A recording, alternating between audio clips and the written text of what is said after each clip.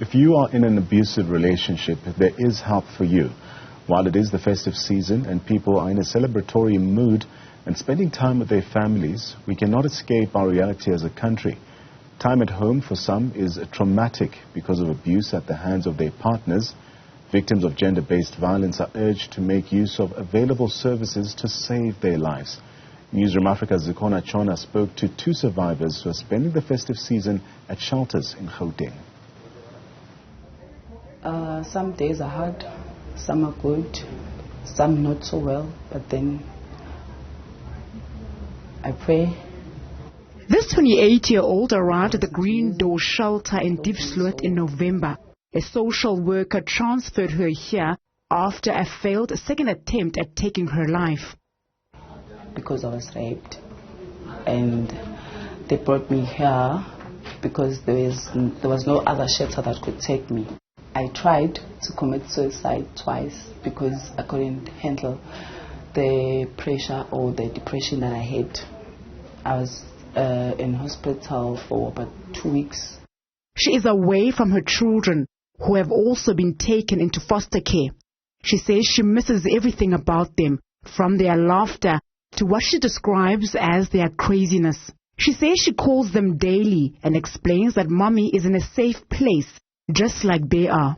I have to be here for the next day until they grant me that I'm fit to be a parent again, because I can't be with them currently because of what I tried to do before. But I have to be strong for them. I have to go through this process for me to be able to see them again. Brown Lekekela, who founded Green Door to create a safe haven for gender-based violence survivors in his community, says the demand is growing to other parts of Gauteng.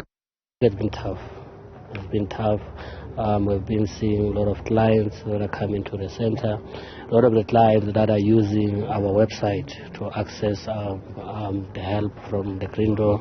All over Gauteng, people have been calling, people have been texting, seeking help, seeking refuge, a place of safety where they can stay in this trying time. At another center that works with the Department of Social Development, another woman is here with her child.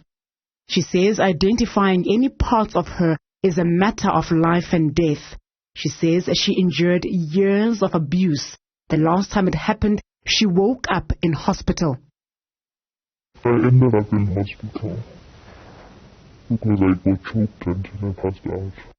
She says being at the center has made her feel empowered. Like I can breathe. Like I don't have to look over my shoulder.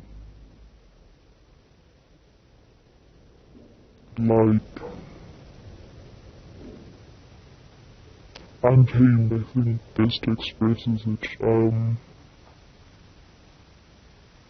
I thought that psychologically I was in jail.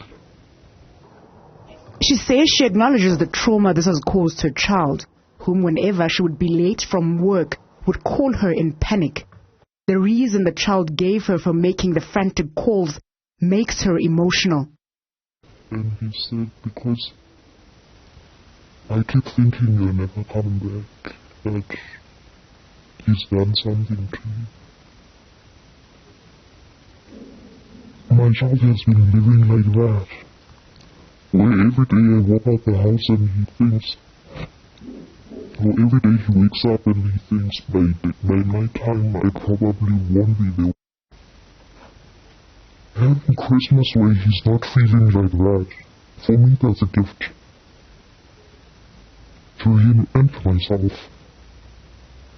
The Department of Social Development has nearly 350 centers across the country. It also has a gender-based violence command center, which is a 24-hour toll-free call center where victims can get help. Social worker at the center, Martin Mutenga, says around the big days in the festive season, it gets busy. He is urging people to make use of the service. You will contact us. Maybe you are a victim of gender-based violence. Maybe your husband or your partner is abusing you during the night. We are able to do it to locate the nearest shelter around you and then we can call the police so that they can come and do it and fetch you. Then they take you to the nearest shelter. Both women say that their safety and well-being, looking after themselves, is their priority this holiday season.